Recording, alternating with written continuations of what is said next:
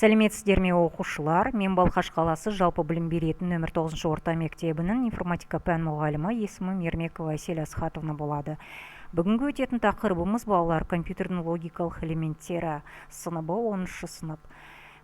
Сабағымыздың мақсаты маңызды логикалық элементтердің мақсатын түсіндіру, конъюнктор, дизъюнктор, инвертор. Енді балалар сіздерге миға шабуыл әдісі бойынша сұрақ: компьютер ойлай алады ма? Компьютер дұрыс пен бұрысты қалай анықтайды деп ойлайсыңдар? Өз пікірлеріңізді нақты мысал ретінде түсіндірсеңіздер. Енді балалар компьютердің логикалық элементтері тақырыбына назар аударайық. Есептеуіш техника дамыған сайын математикалық логика элементтері компьютерді құрастыру мен программалау мәселелерінде кеңінен қолданыла бастады. Компьютердің логикалық сызбасы нақты логикалық операцияларды жүзеге асыратын электрондық элементтерді біріктіру негізінде жасалды. Бұл электрондық элементтерді логикалық элементтер деп атаймыз.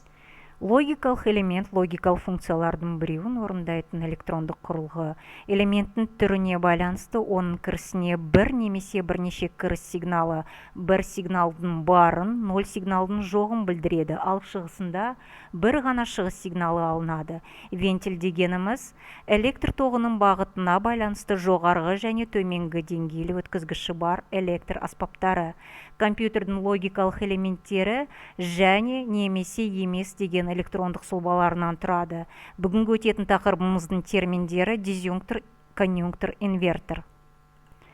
Инверторға назар аударсақ, инвертор бізде терістеу инверсия операциясын орындайды. Сызбада былайша суреттеледі. Инверторда бір кірісі және бір ғана шығысы болады. Егер кірісі сигнал жоқ болса, болған жағдайда ғана шығысында бізде сигнал бар болады. Немесе керісінше. Бұл бағдарламаны сызу үшін сызбада бізде екі сызба түрінде сызылады. Бірінші, ресейлік стандарт бойынша бізде инверсия немесе инвертор былай сызылады. Бір кірісі және бір ғана шығысы болады. Шығысы бізде нүкте арқылы тұйықталады. Ал ANSI стандарты бойынша бізде үш бұрыш және нүкте арқылы сызылады. Бұл сызбаларды біз қалай сызамыз?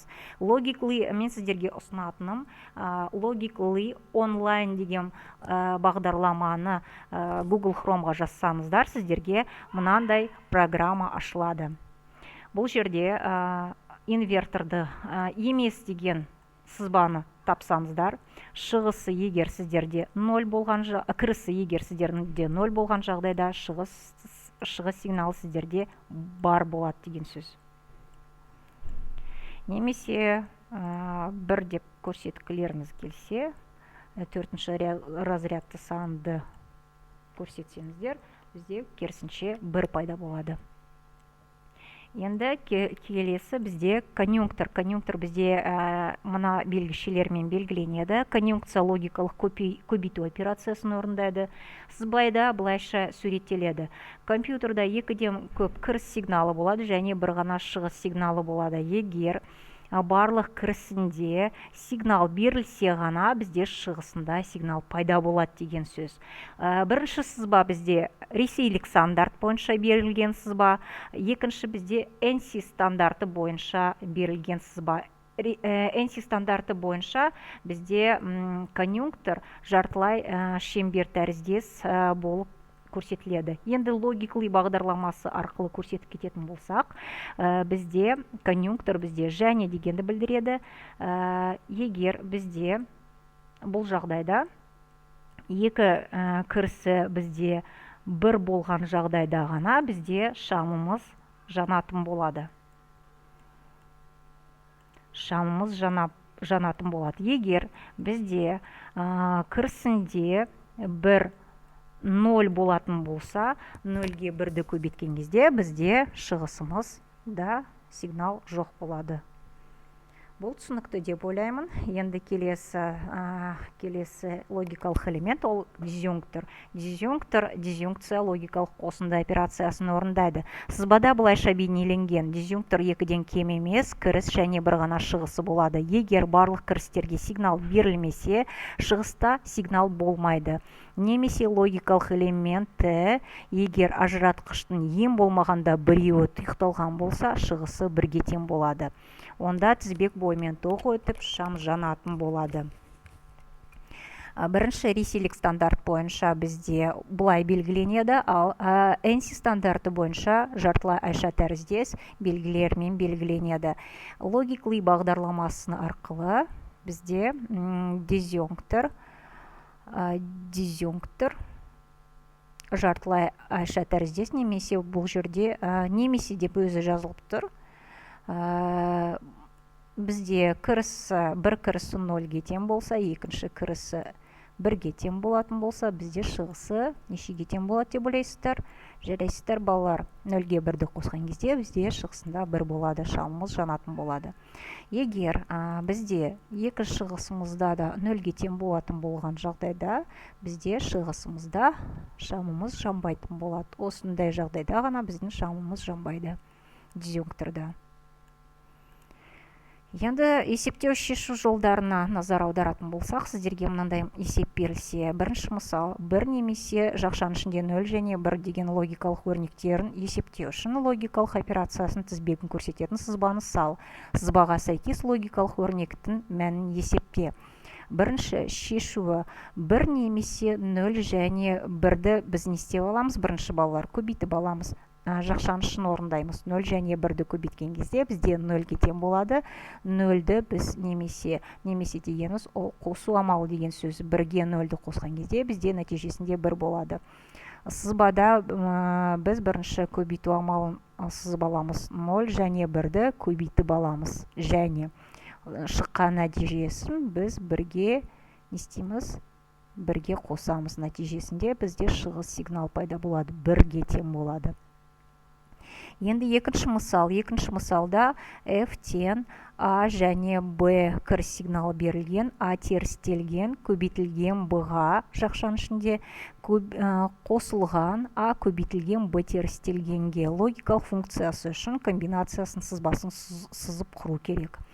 Енді A терістелген бізде инвертор бұлай белгіленеді, көбейту амалы тұр, көбейтілген B-ға.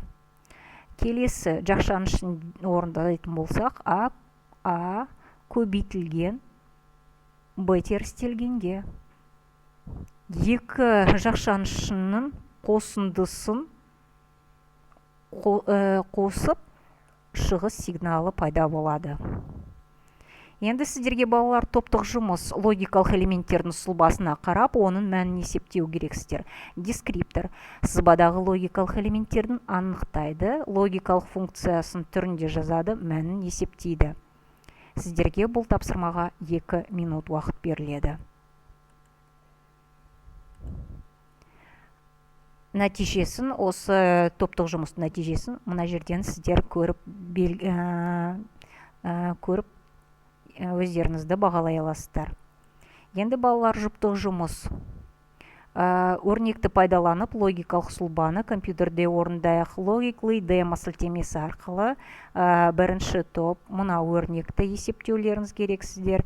Екінші топ мына өрнекті есептейсіздер. Үшінші топ келесі өрнекті есептейсіздер. Логикалы дескриптор логикалы бағдарламасында жұмыс жасай алу керексіздер. Логикалық элементтерді дұрыс анықтауларыңыз керексіздер. Өрнектердің құрылымына сай сұлба сызу керексіздер. Симуляцияны дұрыс орындау керексіздер. Нәтижені сіздер маған түсіндіріп берулеріңіз керексіздер. Бұл тапсырмаға 5 минут уақыт беріледі.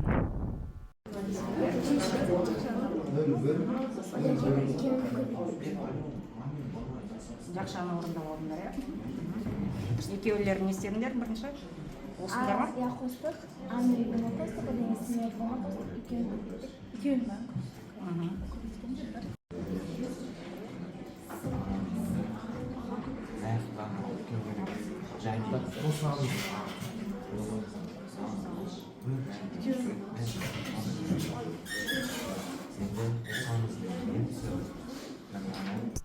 Енді балалар сіздерге үйге тапсырма 15 параграфты оқу мазмұндау және өрнекті логикалық сұлбаны сызу керексіздер. Логиклы демо редакторы арқылы орындау керексіздер.